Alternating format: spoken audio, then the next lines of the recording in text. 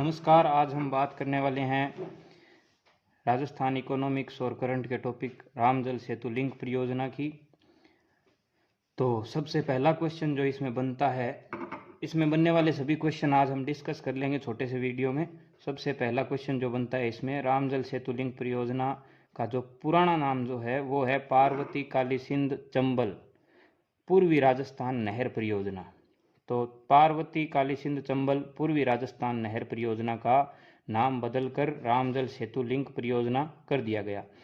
इसमें राम का अर्थ में, राम में रा का अर्थ है राजस्थान और मैं का अर्थ है मध्य प्रदेश, यानी इस परियोजना से दो राज्य के लोग, राजस्थान और मध्य प्रदेश के लोग लाभान्वित होंगे। इसके बाद इसमें इसका जो नाम का परिवर्तन किया गया था वो राम मंदिर जो अयोध्या में बना है उसकी प्रथम प्राण प्रतिष्ठा के दिन यानी 22 जनवरी 2025 को नाम का परिवर्तन किया गया था। इसके बाद इसका जो मुख्य तिथि था 17 दिसंबर 2024 को, उसका नाम है नरेंद्र मोदी, यानी मुख्य अतिथि थे नरेंद्र मोदी। और इसमें जो अगला क्वेश्चन बनता है वो है इस परियोजना के लक्ष्य का। तो इस परियोजना का लक्ष्य है राजस्थान को सुजलाम और सुफलाम बनाना। इसमें लाभान्वित जिलों की बात करें तो राजस्थान के 17 जिले इसमें लाभान्वित होने वाले हैं और मध्य प्रदेश के 13 जिले, यानी टोटल इससे 30 जिले दोनों राज्यों के लाभान्वित होने वाले हैं। राजस्थान के 17 जिलों की अगर हम बात करें तो हाड़ौती अंचल के 4 जिले कोटा, बूंदी, बारां और झालावाड़ आएंगे।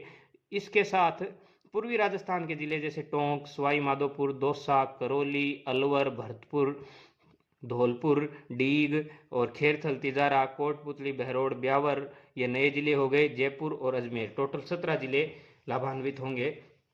इसके कुल सिंचाई क्षेत्र, जो अगला प्रश्न अच्छा क्वेश्चन बन सकता है इसमें उसकी बात करें तो वर्तमान में इसका जो सिंचाई क्षेत्रफल है वो 4.03 लाख हेक्टेयर है टोटल दोनों राज्यों का, जिसमें राजस्थान का 2.51 लाख हेक्टेयर क्षेत्र है तथा मध्य प्रदेश का 1.52 लाख हेक्टेयर शामिल है। इसके बाद अगर इसमें हम टोटल सिंचाई क्षेत्र की बात करें तो 5,80,000 हेक्टेयर पहले था और अब 4.03 लाख हेक्टेयर है। इसके बाद इसमें करीब 25 लाख किसान परिवारों को सिंचाई के लिए पानी एवं प्रदेश के 17 जिलों की लगभग 40% यानी 3.25 करोड़ यानी 3.25 करोड़ आबादी को 8 दशक मतलब 70 से 80 साल तक पेयजल मिलने की संभावना है। ये पूरा करेगा उनकी आवश्यकताओं को। इसके बाद इसके जो मुख्य बिंदु हैं वो ये है कि नदी जोड़ो परियोजना के तहत इसकी जो कुल लंबाई है, परियोजना का नाम आप ध्यान में रखना, नदी जोड़ो परियोजना, इसकी कुल लंबाई 1800 किलोमीटर रखी गई है। तो 1800 में से 1200 तो है राजस्थान में और 600 है मध्य प्रदेश में। इसकी कुल अनुमानित लागत की अगर हम बात करें तो 70,000 करोड़ रुपया रखी गई थी। इसके बाद इसमें जो लागत है उसमें 90% हिस्सा केंद्र सरकार का होगा और 10% हिस्सा राज्य सरकार का होगा। इस 10% हिस्से में दोनों राज्य 5-5% हिस्सा देंगे।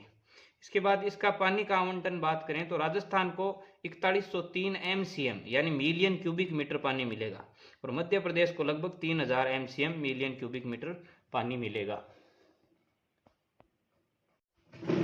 इसके बाद अगर हम इसमें देखें तो इस परियोजना में जो अगला महत्वपूर्ण क्वेश्चन है वो ये है कि इस परियोजना के तहत राज्य के 158 बांध भरे जाएंगे पानी से। कुल कितने बांध भरे जाएंगे? 158 बांध, 158। और इसके अंतर्गत 158 बांध भरने के अलावा इस परियोजना के तहत राजस्थान में कुल 5 नए बैराज और 2 नए बांधों का निर्माण होगा। इससे पहले 5 बैराज और 1 बांध निर्धारित थे, लेकिन अब एक और नया बांध, इसरदा बांध निर्धारित कर दिया गया है। अब हम जानते हैं कौन से बैराज और कौन से बांध बनाए जाएंगे। तो 5 बैराज में पहला बैराज है रामगढ़ बैराज, जो कि कूल नदी पर बनाया जाएगा और इसका स्थान रहेगा किशनगंज 12। दूसरा बैराज होगा महलपुर बैराज, ये पार्वती नदी पर बनाया जाएगा और मांगरोल 12 में बनेगा। तीसरा बैराज होगा नवनेरा बैराज, ये काली सिंध नदी पर बनाया जाएगा और दिगोद कोटा में बनेगा। ये सबसे ज़्यादा जल धारण क्षमता वाला बैराज रहेगा। नवनेरा बैराज जो है ये मैक्सिमम जल धारण क्षमता वाला बैराज है, इसके बाद अगला बैराज आसान है क्योंकि मेज बैराज है और मेज ही नदी पर बनाया जाएगा, इंद्रगढ़ बूंदी में। इसके बाद अगला जो बैराज है उसका नाम है निमोद राठौड़ बैराज, ये बनास नदी पर बनाया जाएगा। और चौथ का बरवाड़ा सवाई माधोपुर में बनाया जाएगा। इसके बाद इसके जो दो बांध जो बनाए जाने हैं वो दोनों के दोनों बांध बनास नदी पर हैं और दोनों ही सवाई माधोपुर में बनाए जाएंगे। पहले बांध का नाम है डूंगरी बांध और दूसरा है इसरदा बांध। अब आपको इसमें ध्यान ये रखना है कि जो नए बांधों की घोषणा हुई है, नए बैराजों की घोषणा हुई है, उसमें चंबल नदी का एक भी बांध या बैराज नहीं है। तो ऑप्शन में अगर चंबल नदी आती है तो उसे आप काट सकते हैं।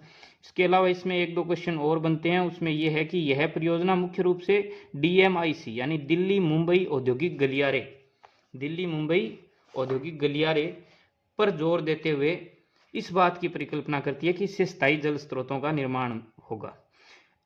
इसके अलावा इसमें जो नवनेरा बैराज है, इस बांध का लोकार्पण नरेंद्र मोदी जी ने किया था 17 दिसंबर 2024 को जयपुर से। और ये सर्वाधिक क्षमता वाला बैराज है जो मैं आपको बता चुका हूं। और ये काली सिंध नदी पर बनेगा और काली सिंध नदी दिगोद कोटा में होगी। धन्यवाद। इसी के साथ मैंने आपको जो महत्वपूर्ण प्रश्न थे राम जल सेतु परियोजना के वो पूरे बता दिए हैं। और इसी तरह हम छोटे छोटे टॉपिक लेके आएंगे जो बहुत कम समय में आपको पूरा करवा दिया जाए और उससे जो भी क्वेश्चन बनेंगे वो आप आसानी से कर सकें। तो इसी प्रकार की जानकारी के लिए जुड़े रहें। धन्यवाद।